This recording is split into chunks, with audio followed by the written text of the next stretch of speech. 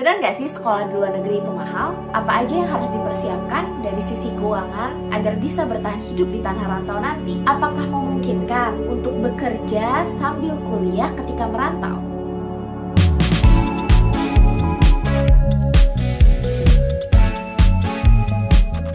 Welcome back to the channel. Kalau kamu baru join, kenalin nama aku Indah Syafira. Lewat channel ini, biasanya aku suka berbagi tentang tips beasiswa, pendidikan, produktivitas, dan lainnya. Sebelum kita mulai, boleh nih di-subscribe dulu ya. Oke, mungkin di sini teman-teman ada yang sedang mempersiapkan diri untuk kuliah ke luar negeri atau sedang ada rencana untuk melanjutkan studi ke luar negeri. Hari ini aku akan bahas tentang bagaimana sih persiapan keuangan sebelum merantau ke luar negeri, dari mulai hal-hal apa saja yang bisa kita lakukan sebelum keberangkatan hingga apa saja yang bisa kita ekspektasikan saat hidup di luar negeri nanti.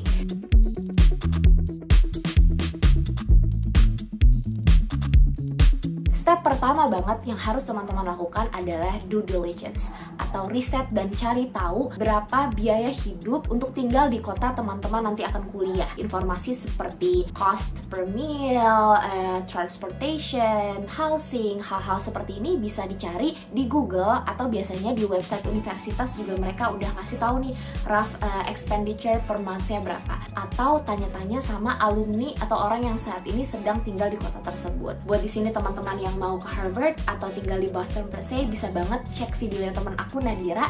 Di sini dia udah jelasin nih berapa pengeluaran dia per bulannya di Boston. Kalau teman-teman udah kekumpul nih informasi dan udah dapet general ideas-nya kira-kira bakalan keluar berapa sebulan buat listrik, buat biaya sewa rumah dan lain-lain, boleh banget ditaruh di spreadsheet atau di dokumen sehingga teman-teman bisa calculate dalam setahun berarti kebutuhan untuk biaya hidup berapa. Dalam waktu 4 tahun misalnya buat S1 berarti butuh berapa, buat SPP berapa, buat buku berapa dan lain-lain. Nah, terus yang kedua adalah invest in yourself. Maksudnya seperti apa? Coba teman-teman nambah skill baru atau investasi gitu ya di diri sendiri dengan cara belajar skill-skill yang bisa menghasilkan uang. Misalnya di sini teman-teman ada yang passionate di desain grafis. Boleh banget pertajam skillnya, perbanyak portofolionya, atau ngambil course digital marketing misalnya, sehingga teman-teman nanti bisa punya penghasilan tambahan lewat freelancing atau part-time jobs. Jujur aja nih, waktu aku sebelum berangkat S1 ke Jepang, aku ambil kursus teman-teman, tapi kursusnya ini bukan soft skill ya, tapi hard skill. Jadi waktu itu aku banyak cari-cari informasi dan ternyata biaya potong rambut di Jepang tuh mahal. Terus aku kepikiran gimana kalau aku les aja nih potong rambut. Jadi di sana aku bisa motongin orang-orang Indonesia dengan harga yang lebih mahasiswa friendly gitu ya sama mahasiswa. Jadi waktu itu sebelum berangkat sekitar 2 bulan aku kursus potong rambut dan aku ambil lisensinya di Lampung.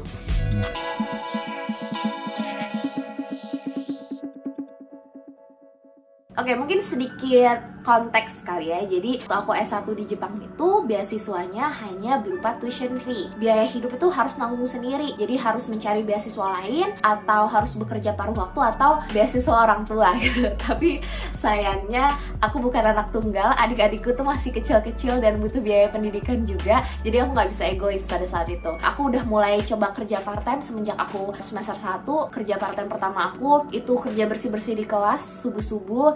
Terus aku juga sempat di restoran, cuma kendalanya adalah bahasa ya. Waktu itu bahasa Jepang aku tuh belum lancar, sementara aku harus komunikasi kan pada saat kerja part-time. Mungkin itu struggle-nya. Dan ini juga bisa jadi bahan refleksi nih buat teman-teman nanti pada saat kuliah, jika memang dapat fellowship atau dapat beasiswa, beasiswanya tuh seperti apa? Apakah mengcover tuition fee aja atau mengcover yang lainnya gitu?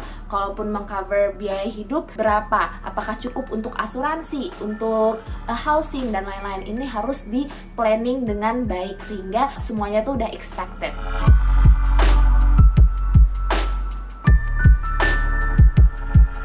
Mungkin banget ya. Jadi kalau di luar negeri itu part-time itu udah jadi culture gitu ya. Udah semua orang tuh melakukan itu. Apalagi di Jepang itu mau terlepas dari status sosial kamu, apakah kamu memang membutuhkan, mampu atau tidak mampu, semua orang tuh kayaknya part-time gitu ya. Kenapa? Ada perspektif bahwa setelah kamu SMA tuh sebenarnya you do your own gitu. Harusnya tuh kuliah tuh tanggung sendiri gitu. Itu kalau di US gitu. Jadi memang kerja part-time ini dilakukan sama hampir semua student yang aku tahu di Jepang. Bahkan orang Jepangnya juga seperti itu. Dan yang kedua kedua mungkin karena di Jepang itu sendiri butuh tenaga kerja gitu ya, mereka kekurangan tenaga kerja. Kalau kita lihat orang di Indonesia gitu, McD, KFC itu biasanya orang-orang full time, tapi kalau di Jepang tuh karena mereka minim tenaga kerja, anak-anak mudanya tuh sangat sedikit, biasanya yang kerja-kerja seperti itu tuh part time semua. Sangat memungkinkan nih buat teman-teman nanti untuk part time. Tapi ini perlu di notes, ini berbeda-beda polisinya tiap negara. Kayak di Jepang, visa pelajar itu bisa bekerja di kampus maupun di luar kampus. Jadi kalau teman-teman mau kerja di restoran kayak aku waktu itu, mau kerja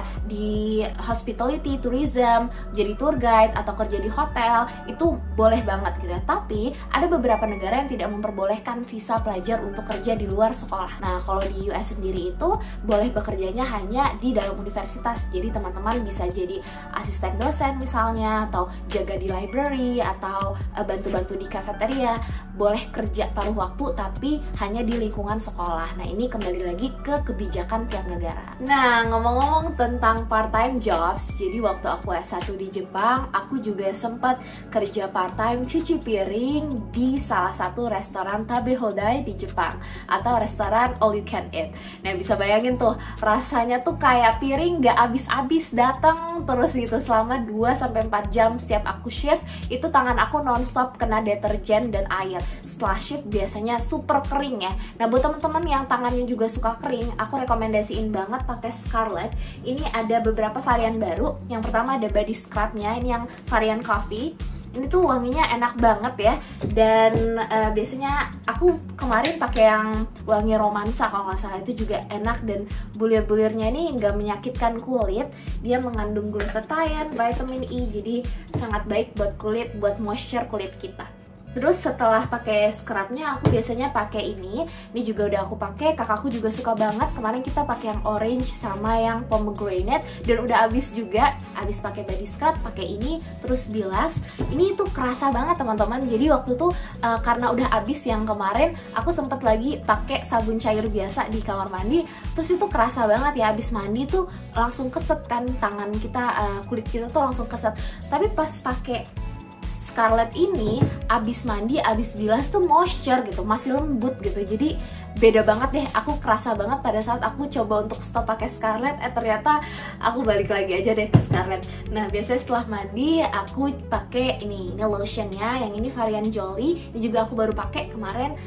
Aku sempet pakai yang romansa, itu juga wanginya enak. Dan yang Jolly ini juga wanginya tuh cocok banget kalau dikombinasiin sama yang varian baru si coffee ini. Silahkan mencoba.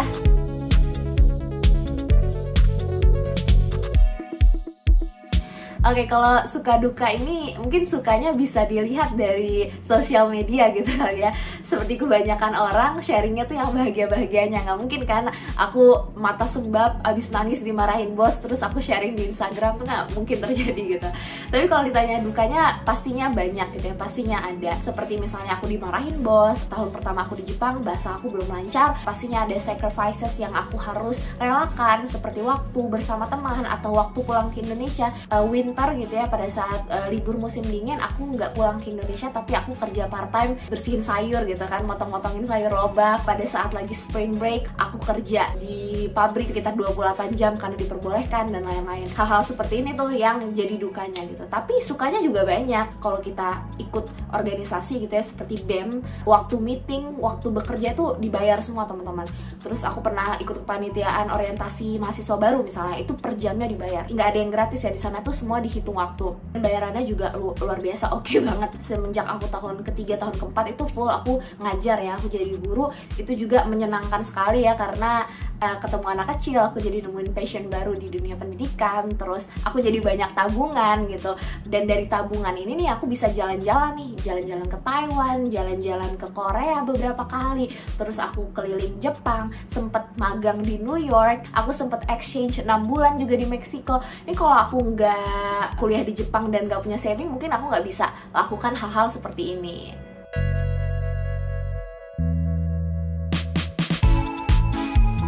Kalau buat mengatur keuangan sendiri, jujur aku waktu S1 itu aku sangat rajin ya mencatat pengeluaran aku mana aja, buat bayar asuransi, buat bayar phone bill, buat bayar rumah, buat makan berapa, buat belanja berapa, buat entertainment atau happy itu berapa, buat jalan-jalan berapa, itu semua biasanya aku catat dan aku review per bulannya. Mungkin teman-teman bisa sesuaikan gitu ya sama konteks negaranya. Kalau di Jepang itu aku belanja grocery itu di tempat-tempat yang banyak diskonnya, yang banyak poinnya. Di pasar tradisional di Jepang tuh juga aku suka bandingin harganya jadi lebih murah. Nah, kalau di US sendiri, aku sering tuh sama teman-teman roommate aku, kita belinya sekali banyak. Teman-teman bisa sesuaikan nih, misalnya kurangi makan di luar gitu ya. Ini bisa jauh lebih menghemat gitu ya. Tapi bukan berarti nggak makan di luar sama sekali nih, salah juga. Kenapa? Karena kita kadang-kadang perlu ya buat bersosialisasi, buat senang-senang juga. Sesuaikan housing, biasanya paling banyak pengeluaran itu di renting ya. Di Boston sendiri aku kayak, I would say 60% lumayan mahal. Nah, ini bisa disiasatin dengan misalnya tinggal di asrama, atau misalnya kalau mau tinggal di apartemen, sharing sama teman. Nah, hal-hal seperti ini bisa disiasatin. Semoga sharing hari ini bisa bermanfaat ya.